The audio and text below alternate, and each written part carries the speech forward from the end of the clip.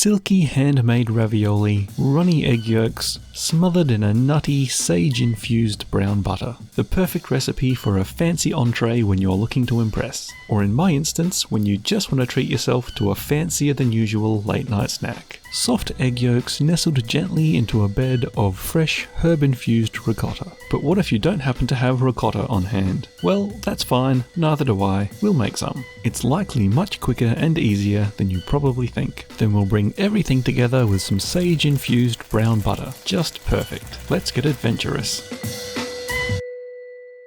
I'm starting off with my super simple fresh pasta recipe. It couldn't be any easier. It's 100 grams of flour and an egg. I have another video that explains this recipe in a lot more detail, along with 4 delicious sauces to serve it with. I'll link that in the description and at the end of the video, so go and check that one out too. Mix those 2 ingredients together. You can use a spoon, but I like to get hands-on. Be persistent with this and keep working it together until it's all combined. Different flours absorb different amounts of moisture, and different eggs can be different sizes. So if you are finding that this mix isn't coming together, you can add a little bit of water just to help things along. Once it's come together, turn it out and knead it for, well, as long as you can be bothered. Ideally you want it to be a nice smooth dough that springs back a bit when you give it a poke, but I usually give up as soon as my arms are tired. Then wrap it in cling film so that it doesn't dry out, and pop it in the fridge to rest. Next, on to making the fresh ricotta, which is another really simple recipe to remember. 1 cup of whole milk and 1 teaspoon of vinegar, and a pinch of salt. By measuring out my cup of milk and putting that in a saucepan over a medium-low heat and bringing the temperature up to about 85 degrees. If you don't have an accurate thermometer, just heat it until it's really hot and steamy, but not quite boiling. At this point, add the teaspoon of vinegar, add the pinch of salt, and mix it in. You should see curds start to form almost immediately. Leave it on the heat for about 30 seconds more, then kill the heat and just let it sit for 10 to 20 minutes. Once that's had some time to sit, I'm going to pour the mixture through a fine strainer to separate the curds from the whey. The curds being the solid parts and the whey being the liquid left over. I'm going to discard the whey, although you can Google ways to use this if you're looking to reduce food waste, and I'm putting the curds into a separate bowl with a mix of dried oregano, dried thyme, and some freshly ground black pepper, and then mixing those together. If you're finding this useful, then other people might find it useful too. So please share the video and hit the like button, because this will help more people to find it.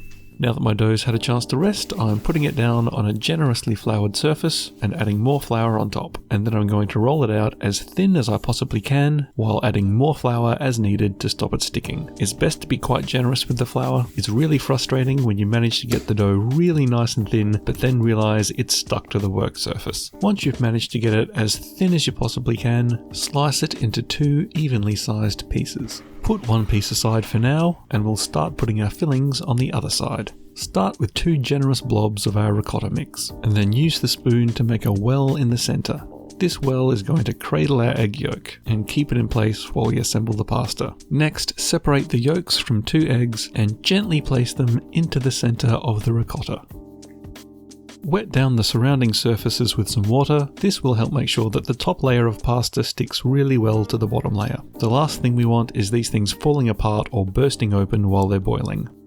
Cut the remaining half of the pasta dough into 2 even pieces, and very gently layer the first piece over one of the egg yolks, starting at one side and working your way across. Gently flatten down the top layer, sticking it to the bottom layer while trying to eliminate as much air as possible. If you start at one side and work your way slowly across to the other side, you should be able to squeeze out most, if not all of the air, so that the only thing inside the ravioli is ricotta and egg yolk. If there's too much air trapped in the middle, it'll expand when it's cooking and the ravioli might burst. Carefully keep moving around until all of the sides are firmly stuck down. Then just repeat that process with the other half. Because the edges of the ravioli are now 2 layers thick, whereas the center is only 1 layer thick, you might want to get a rolling pin and give the edges a bit of a roll to try and thin them out a little bit more. Just be careful not to damage the centers while you're doing it. Alternatively, you can leave them as they are. You might just find the corners of the ravioli a little bit thick.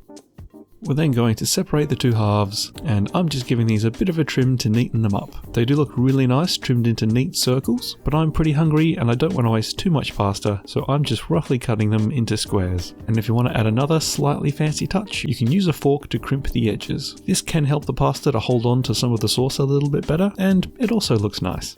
Then I'm salting some water and putting it over the heat to bring to a boil. And while I'm waiting for that to heat, I'm going to pop outside for some fresh sage. If you don't have sage growing in the garden, you'll likely find fresh sage at your nearest supermarket or greengrocer. I'm going to pick about 5 leaves and then roughly tear those into pieces. To make the brown butter, put about 50 grams of butter into a saucepan and melt it over a medium heat. Once it melts, it'll bubble away and make a crackling sound. This crackling sound is caused by the water evaporating out of the fat. After a while, when most of the water has evaporated, this crackling sound will slow down and stop. Keep a close eye on it. It's at about this point that the milk solids will start to brown, and there's a very fine line between brown butter and burnt butter. You'll notice some of the milk solids start to clump together a little bit, and after a while you'll see them turning a nice nutty brown colour. At this point, throw in the sage leaves and give them a bit of a stir. Once they've had a bit of a chance to snap, crackle and pop, turn off the heat and move it away from the stove to start to cool so that the butter doesn't burn. At this point I'm also adding in a little bit of freshly ground black pepper. And that's our lovely nutty brown butter infused with the flavour of sage. By now our water's rapidly boiling, so in with the ravioli. This will cook really quick because the pasta's fresh and we want to keep those egg yolks nice and runny, so I'm only giving these 1.5 to 2 minutes in the boiling water before very carefully removing them with a slotted spoon. Arrange them neatly on a plate and then generously pour over the brown butter and the crispy pieces of sage. Finish with a sprinkling of Parmesan cheese. Freshly grated Parmesan would be best, but I'm using pre-grated Parmesan because that's what I have on hand. And then, enjoy! The pasta should be silky smooth but nice and chewy. The brown butter should have a lovely complex nutty flavour infused with fresh sage and complement the other flavours in a subtle but really delicious way. It's a really delightful combination of textures, the chew of the pasta, the creaminess of the ricotta, and the egg yolks spilling out into the brown butter all mixed together to make a wonderful combination of pasta and sauce. This dish was a little bit more effort than I'd normally put into a late night snack, but I figure if you've got a hankering for something fancy and you can make it yourself, then why not give yourself a treat? And if I can whip this up as a late night snack when I'm half asleep, then I'm pretty sure you can probably manage it too. If you're interested in other fresh pasta dishes you can make at home, check out the link on the left at the end of this video. And until next time, happy snacking.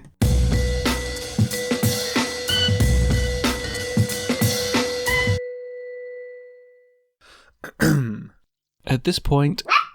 Trooper? Shush.